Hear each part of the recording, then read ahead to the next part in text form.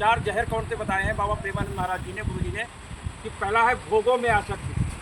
कोई भी भोग खराब नहीं है, आप पूरे भोग देख लो, और जीवन में तो भोग ही रहे हैं, जितने भोग हमने भोगे कोई खराब नहीं है, लेकिन उन भोगों में जब आसक्ति हुई तो वो जहर बन गया। जहर खराब है क्या? नहीं, जीवन बचाने के लिए यदि प्रयोग की गई तो वो ठीक है, लेकिन यदि उसी को नशे के तौर पे, अब अच्छा जितने भी ड्रग्स हैं ये किस लिए बनाए गए? मरीजों की दवाई के लिए बनाए गए ना, और उनका जो दुरुपयोग किया गया नशे के लिए। पत्नी है, पत्नी के साथ शास्त्र सम्मत यदि जो है आप भोग करते हैं तो वो पवित्र है, और वही दूसरी पराई स्त्री के साथ यदि भोग करते हैं वो दुराचार कहलाता है। तो भोगों में आसक्ति नहीं हो और कर्मों में कामना ना हो, कामना रहित। जो कामना रहित हो गया वो परमात्मा तत्व को पा गया। कामना रहित होने का मतलब है कि कामनाएं करो लेकिन सब कामनाएं करो। कामना क्या करनी है? कोई आज तक हमको पता है जो पहुँचे हुए हैं या जिन्होंने पाया है या जो लगे हुए हैं, उसके अलावा कौन भगवान से मिलना? आप भगवान से मिलना चाहते हो? बोलो, मिलना चाहते हो? कोई प्रयास किया? हरदोई जाना चाहते हो तो हरदोई जाने के लिए रोड पे आते हो ना, तो भगवान से मिलने के लिए क्या प्रयास है आपका? कोई प्रयास है? प्रयास किया जाता है, भगवान का नाम लिया जाता है, तो साधना कभी की रोए? जाती है। कभी रोए? कभी भगवान के सामने बैठ के रोए? हाँ, रोए तो नहीं है, लेकिन अच्छा, बिन रोए किन पाइया? बिना रोए आज तक किन पाया? माँ दूध भी नहीं पिलाती जब तक बच्चा रोता नहीं। तो आप परम पिता परमात्मा पूरे ब्रह्मांड के मालिक भगवान से मिलने के लिए एक आंसू नहीं बहाया तो क्या प्रयास किया? तो आपका प्रयास असफल झूठा है। भोगों में आसक्ति नहीं, कर्मों में कामना नहीं। कर्म को भी करो, कामना मत करो, क्योंकि फल हर चीज का है, चाहे सत्कर्म करो चाहे सत्कर्म करो। संबंधियों में ममता, जितने संबंधी हैं दादा वो सब ममता, ममता जहर है। ममता ही है। ममता जहर आप कर लो, चाहे बेटे से की ममता तो जहर। अब उससे बचने का एक बहुत सरल उपाय है, उसमें भगवत भाव कर लो। हमारे भगवान आप आए, हमने सिर्फ ये देखा कि हृदय से हमारे हमको कोई न कोई आशीर्वाद देने या हमको अनुग्रहित करने के लिए हमारे परमात्मा आए बच गए। और अगर आप देखें, हम आपको राजनेता देखें, आपको अध्यक्ष देखें अपने यहाँ का, तो फिर गड़बड़ हो जाएगा। फिर कोई न कोई आपसे कामना हमारी लग जाएगी, आपसे कोई लाभ चाहिए होगा हमको। तो भोगों में आसक्ति, कर्मों में कामना, संबंधियों में ममता छोड़ो। संबंधियों में ममता अलग जहर है, और विचारों में अहंकार। और जैसे ही आपका विचार आया मैं ये, मैं वो, मैं फलाना, मैं ठिकाना, तो खत्म। क्योंकि विचारों में अहंकार, अहंकार ही फंसाता है। अहंकार किस चीज का? अहंकार करते हो कि मैं फलाना, मैं ठिकाना, तुम हो क्या? प्रभु कुछ नहीं हो। जब तक कुछ हो तब तक कुछ नहीं हो, जान लो। और विचारों में अहंकार ही हमको घेरे हुए। हमने सोचा, विचार किया कि हम बुद्धिमान, कहाँ बुद्धिमान? कितनी बुद्धि है? तो कहते हैं बुद्धिमान तो एक से एक पड़े हैं, तुम कितना बुद्धिमान हो? तुम्हारी बुद्धिमत्ता हम जानते हैं ना, 1 मिनट की नहीं है, कहते हो बुद्धिमान है। तो किस चीज का घमंड है? कि 4 जहर अगर जीवन से निकल जाए तो समझ लो काम बन गया। अब जैसे बहुत सी चीजें हैं, 4 जहर, 4 कोने होते हैं ना, एक चद्दर के 4 कोने हैं, चारों कोनों में से एक कोना पकड़ लो और खींचो। एक खींचोगे ना, बाकी सब अपने आप आ जाएंगे। तो कोई एक जैसे नौदा भक्ति है, प्रथम भगत संतन कर सेवा, पहली भक्ति संतों की सेवा है। तो संतों की सेवा में बैठोगे तो अहंकार खत्म होने लगेगा। तो कहने का मतलब है एक चीज पकड़ लो,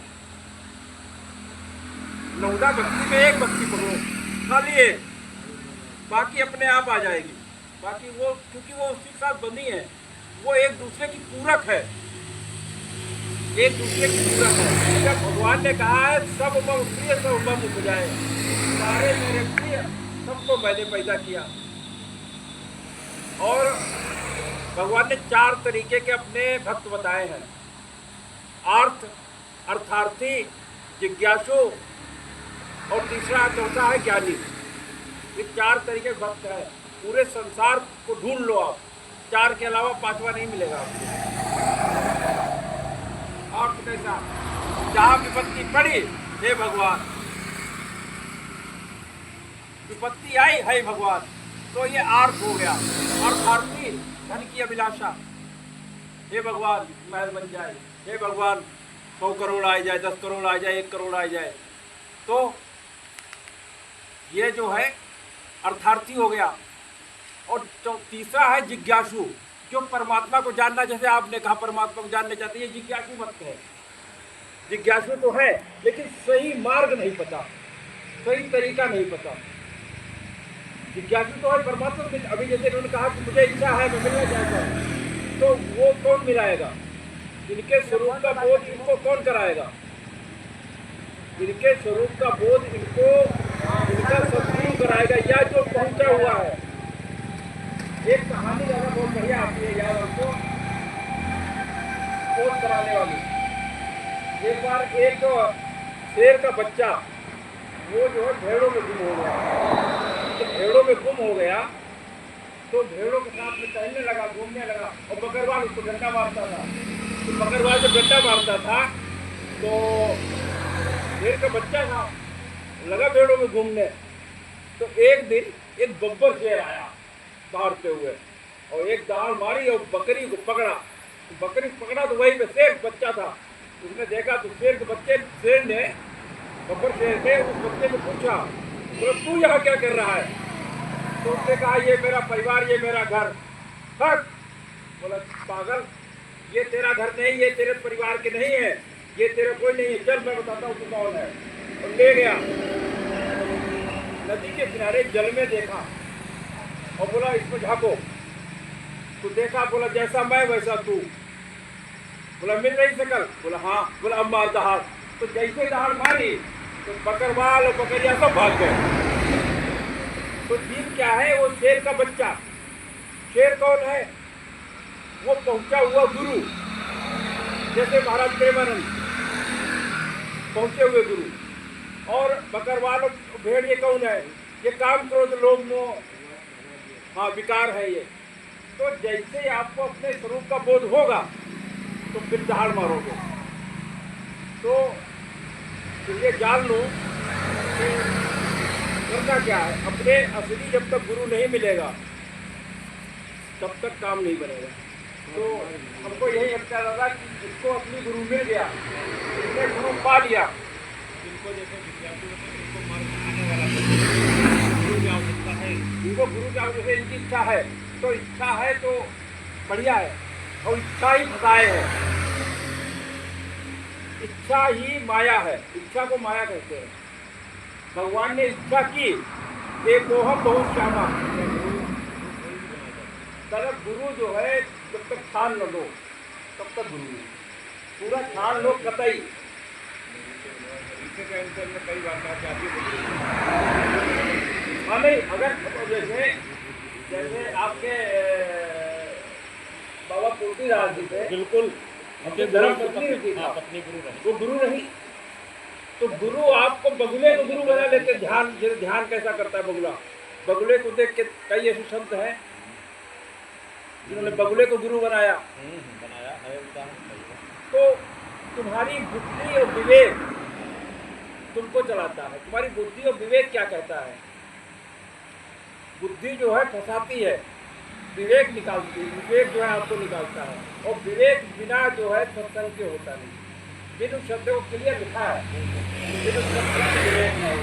जब तक सत्संग नहीं करोगे तब तक विवेक नहीं आएगा। तो बाजार में तो मिलता नहीं है, 100-200 हज़ार रुपया किलो खरीद लो, तो जब तक संतों की चरण रज में नहीं लौटोगे, हम आपको